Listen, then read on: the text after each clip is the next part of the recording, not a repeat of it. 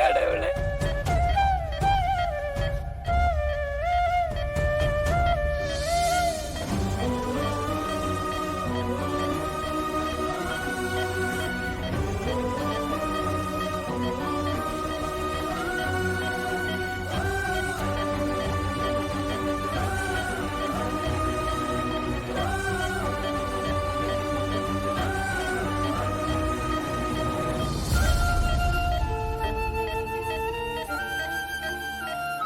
ராணி, ராணி, என்னை விட்டு போயிடாத ராணி.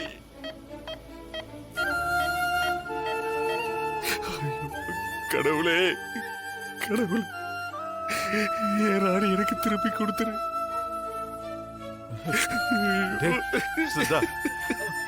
அழாதரா, ஸ்ட்ராங்கா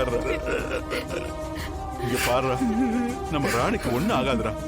அவ இந்த மாதிரி எத்தனையோ சோதனைகளை கடந்து வந்துட்டாடா. அதே மாதிரி இப்பவும் கடந்து வந்துருவாப்பா.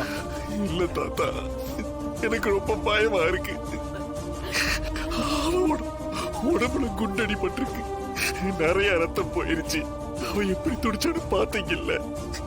எனக்கு அதெல்லாம் பார்த்ததுக்கு அப்புறம் ஐயோ ஐயோ ராணி, ராணி. தம்பி, நீங்க ராணிய புரிஞ்சுக்கிட்டது அவ்வளவுதான். ஏதோ ஒரு பறவை எரிஞ்சு சாம்பலான பிறகு கூட ஊரு பிழைச்சு வரும்னு சொல்லுவாங்கல்ல, அந்த மாதிரி தான் அவளும். அவன் நல்லபடியா வருவாப்பா, கண்டிப்பா வருவா தம்பி.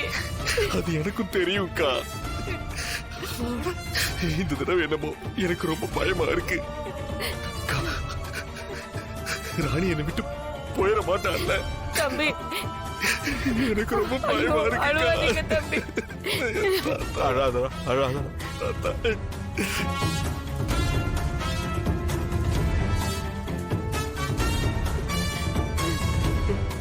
இங்க பாருங்க தம்பி, ராணி உங்க மேல உசிரையே வச்சிருக்கா.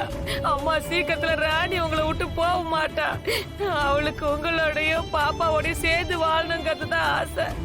அந்த ஆசைக்காவது ராணி வந்துருவா. அவ குழந்தைய பெத்து உங்களாண்ட குத்துட்டு போயிடுவேன்னு சொன்னதெல்லாம் சும்மாதான். அது அவ மனசார சொன்னதில்ல.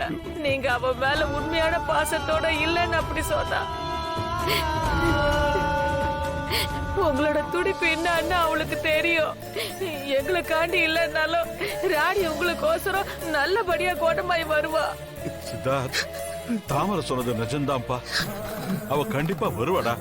உன் அன்பை அனுபவிக்க கண்டிப்பா வருவா.